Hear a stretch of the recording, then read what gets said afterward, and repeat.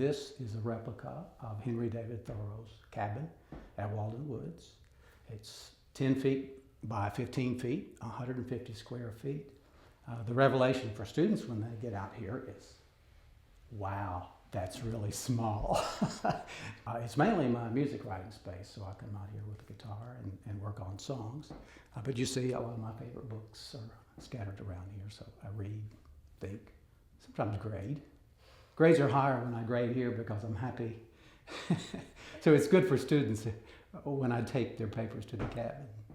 Well, I taught a course in Walden last spring, and one of the classes, we would break into small 3-person groups, and they came out here and we just had conversations about parts of Walden right here in this space. And then we had a bonfire. That was kind of the celebration at the end of the term.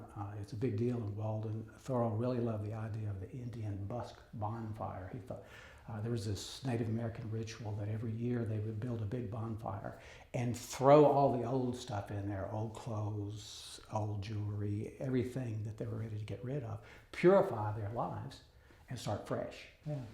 Now, when I graduated from Center, I did not have a life plan. I'd been an English major and just kind of drifted into graduate school. Literature seemed to be the only thing I could keep my mind on. I said, okay, I'll try that. They're encouraging me. They think I can do it.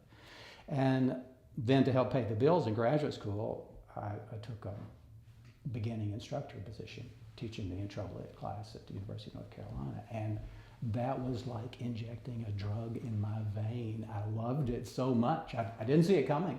And then I understood why my center professors always looked like they were having such a great time. So that sort of happened in progress. Yeah. You know, people ask me what's my teaching style, and I'm not really real intentional about it. But I have to say I teach with my sense of wonder, which is a really childlike thing to do. I just kind of share my enthusiasm about the literature. And I need an audience for that. And center students have just been so great for that. I sometimes say, my engine won't turn over if the room is cold.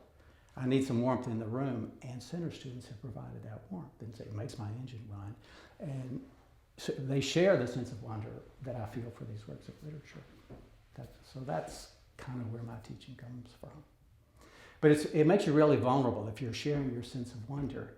And so if you're bombing, it's miserable. I do have a well-developed sense of audience, and so I've always known when a class is failing. I can't always do anything about it, but at least at the next class, I fail in a new way. That's been important to me. So my personal myth is that I've been failing upward just a little bit at a time. Sometimes you see interviews with athletes, professional musicians, and they say, what a dream life I have. I play. I do what I would do anyway, and they pay me.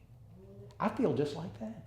It's, wow, I get a paycheck for what I would just do anyway. Read books and talk to really smart students about the books. I appreciate it.